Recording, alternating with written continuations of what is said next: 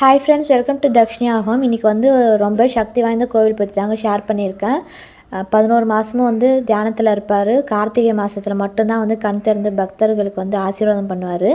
யோக நரசிம்மர் கோவில் தான் ஷோலிங்கரில் இருக்குது. இந்த கோவிலுக்கு வந்து யோகா இருந்தால் மட்டும்தான் வர முடியும், இல்லைனா வரதுக்கு வாய்ப்பே இல்லைங்க. நானே வந்து 3 இயர்ஸ் கிட்ட ட்ரை பண்ண வர முடியல. இப்போ தான் வந்து எனக்கு வரதுக்கு முடிஞ்சு கடவுள் பாக்கியத்தில் வந்தாச்சு. இங்கே வந்து பார்த்திங்கன்னா 11 மாதமாக ஒரு கண் மூடி தியானத்தில் இருப்பார். கார்த்திகை மாதம் ஃபுல்லாக வந்து பார்த்திங்கன்னா கண் திறந்த பக்தர்களுக்கு வந்து ஆசீர்வாதம் பண்ணுவாராம். அதுக்கு முன்னாடி நம்ம வந்தோம்னா பக்கத்துலேயே வந்து ஆஞ்சநேயர் கோயில் இருக்குது. அங்கே போயிட்டு தான் நம்ம சாமியை தரிசனம் பண்ணிட்டு போகணும். அவர் நரசிம்மர் வந்து ஆஞ்சநேயருக்கு வந்து வரம் கொடுத்துருக்காரு, என்னை பார்க்க வரவங்களுக்கு நீ தான் வந்து அருள் கொடுக்கணும் அப்படின்னு சொல்லிட்டு. அந்த டைம் வந்து அங்கே போக முடியாதான். ஆனால் இப்போ மட்டும் நரசிம்மரை போய் நம்ம பார்க்கலாம். ரொம்பவே சக்தி வாய்ந்த தெய்வம் நரசிம்மர். அவருக்கு நாளைன்ற பேச்சு கிடமே கிடையாது. அவங்க பக்தர்கள் எது கேட்டாலும் அதை அப்போதைக்கே செஞ்சு கொடுத்துருவாரு. இங்கே வந்து படிக்கட்டு ஏறி போகணுனாலும் போகலாம், அப்படி இல்லை ரோப்பில் போகணுனாலும் போகலாம்.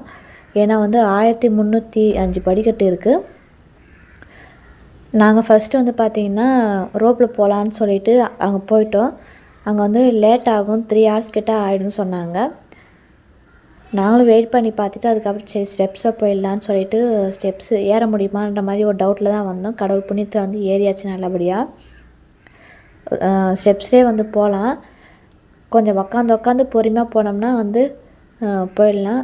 ரொம்ப கண்டினியூஸெல்லாம் ஏறி போகாதீங்க, கொஞ்சம் கஷ்டமாக இருக்கும். 1305 படிக்கட்டு ஏற முடியுமான்ற மாதிரி தான் இருந்தது. ஆனால் வந்து நல்லபடியாக ஏறியாச்சு. அதேமாரி போகிற ஐடியா இருந்தால் காலையிலே போங்க, அப்போ தான் வெயில் தெரியாது, ஏறிடலாம். நாங்களுமே வந்து சாப்பிடாம தான் போயிருந்தோம். அதேமாரி சாப்பிடாம விரதம் இருந்து போனால் நல்லது சொன்னாங்க. போகிற வழி ஃபுல்லாகவே வந்து நிறையா மங்கீஸ் இருக்குது. அதனால் ஸ்நாக்ஸ்லாம் கொண்டு போனீங்கன்னா பார்த்து சேஃப்டியாக எடுத்துகிட்டு போங்க. ஏன்னா போகும்போது பூ இதெல்லாம் வந்து பிடிங்குது, அதனால் பார்த்து எடுத்துகிட்டு போங்க. அதேமாரியே வந்து கண்டிப்பாக வாட்டர் பாட்டில் கையில் எடுத்துகிட்டு போங்க. ஏன்னா வந்து தண்ணி வந்து அப்போதைக்கு குடிச்சிட்டு போனோம்னா ஓரளவுக்கு தெரியல, களைப்பாக இல்லை.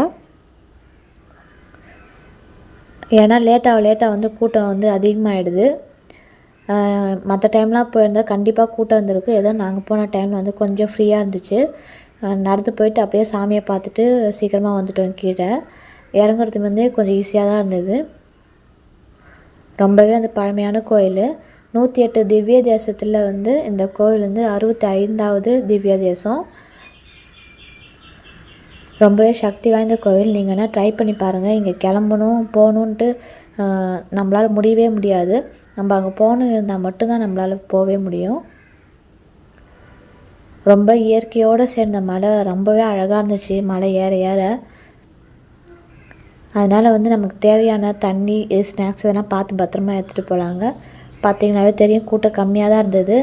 அதே லாஸ்ட் வீக்லாம் வந்து கூட்டம் ஜாஸ்தியாக இருந்தது சொன்னாங்க, அங்கேவே சொன்னாங்க. அதுக்கு முன்னாடி நாள் கூட கூட்டம் அதிகமாக இருந்ததுதான்.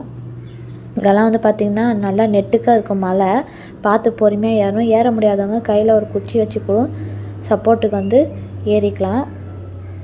அது இந்த மலையை சுற்றி பார்க்கறதுக்கே ரொம்ப அழகாக இருந்துச்சு. இதுக்கு பக்கத்துலேயே வந்து பார்த்திங்கன்னா ஆஞ்சநேயர் கோயில் இருக்குது. அதுவுமே வந்து 500 படிக்கட்டுக்கிட்ட சொன்னாங்க. ஆனால் வந்து நாங்கள் அங்கே போகல. ஏன்னா கண்டினியூஸாக ஒன்றே அங்கேயுமே ஏற முடியாது, அதனாலன்னுட்டு இங்கே மட்டுமே ஏறி மேலே போய் சாமியை தரிசனம் பண்ணிவிட்டு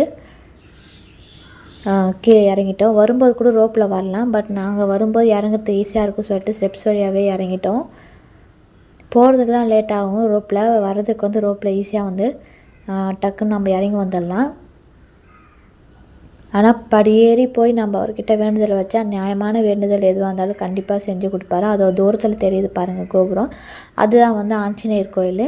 மற்ற சீசன்லலாம் வந்தால் அங்கே தான் நம்ம போய் சாமியை தரிசனம் பண்ணுற மாதிரி இருக்கும். இங்கே இருக்க உற்சவர் வந்து அங்கே போயிடுவாராம், அங்கே தான் நமக்கு ஆசீர்வாதம் பண்ணுவாங்க.